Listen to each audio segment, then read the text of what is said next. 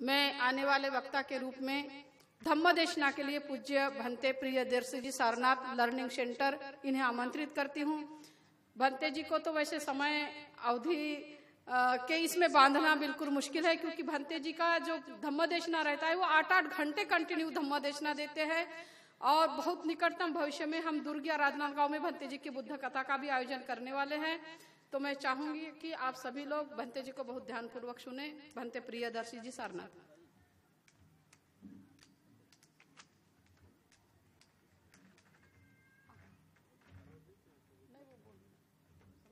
भंते जी कम से कम 20 मिनट आप बोल दीजिएगा, 20 मिनट बोल दीजिए।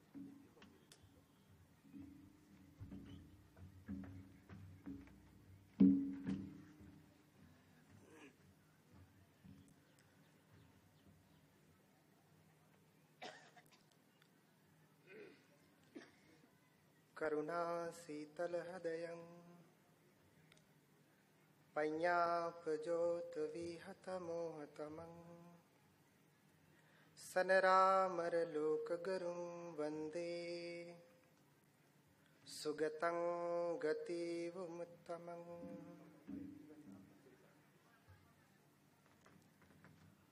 लोक गुरु भगवान अरहत सम्यक संबुद्ध के कमलवत चरणों में कोटि कोटि नमन करता हूं। तत्पश्चात बोधिसत्व बाबा साहब डॉक्टर भीमराव अंबेडकर के प्रति हार्दिक कृतज्ञता ज्ञापित करते हुए यहाँ पर मंच पे विराजमान हमारे गुरुजी एवं सभी पूज्य भिक्षु संघ को मैं सिरसा वंदना करता हूँ।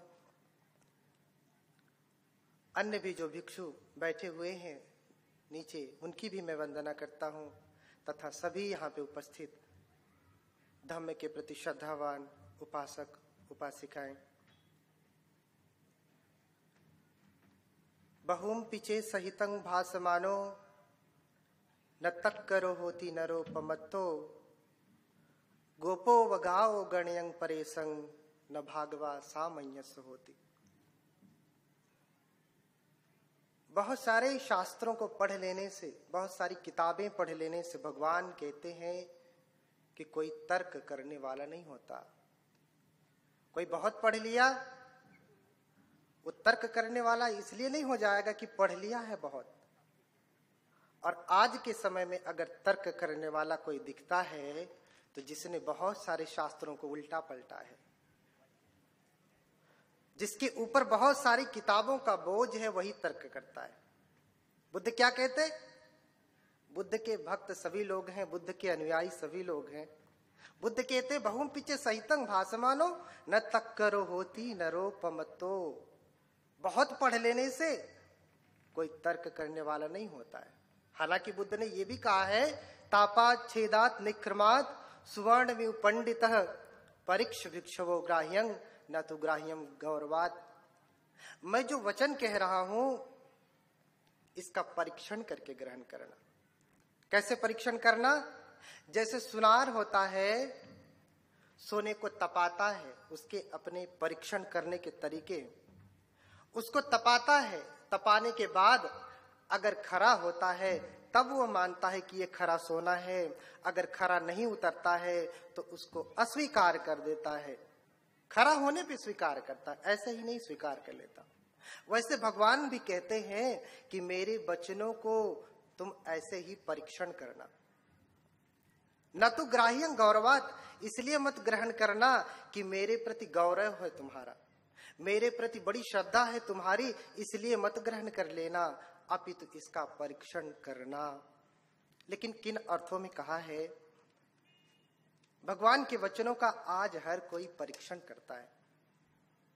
एक छोटे से उदाहरण से मैं आपसे बात करना चाहता हूं। यहां बहुत सारे बुद्धिस्ट स्कॉलर्स बैठे हुए हैं जो पीएचडी कर रहे हैं, और बहुत सारे प्रोफेसर बैठे हुए हैं जिन्होंने पीएचडी कर लिया है, जो बड़े बड़े वक्ता हैं। कोई पीएचडी कर करके व्यक्ति अगर यहाँ पे बैठा है, उसने कोई थीसिस अपनी दी है, उसके थीसिस के ऊपर कौन परीक्षण कर सकता है? कक्षा 1 में पढ़ने वाला, कक्षा 2 में पढ़ने वाला, हाई स्कूल में पढ़ने वाला, 9th 10th में पढ़ने वाला, 11th 12th में पढ़ने वाला कौन कर सकता है? ऐसा कोई भी व्यक्ति उस पीएचडी के व्यक्ति के ऊपर उंगली नहीं कर सकता। क्यों? क्योंकि अभी उसकी प्रज्ञा उतनी ऊंचाई तक पहुंची हुई नहीं है, इसलिए उसकी जो थेसिस है उसके ऊपर उंगली तक नहीं कर सकता। और जिस दिन उस प्रज्ञा के ऊंचे शिखर पे वो पहुंच जाएगा, उस उपलब्धि को वो प्राप्त कर लेगा, उस दिन उंगली करेगा कि आपने ये जो थीसिस दी है इसमें क्या गड़बड़ी है, इसमें क्या सही है, क्या गलत है। मैं प्रश्न करता हूं, मैं भगवान बुद्ध के वचनों के ऊपर आज बहुत सारे लोग तर्क करते हैं। बुद्ध ने जो वचन कहे हैं वो प्रज्ञा की ऊंचाई पे, प्रज्ञा के शिखर पे बैठ करके उन्होंने ये बात कही है।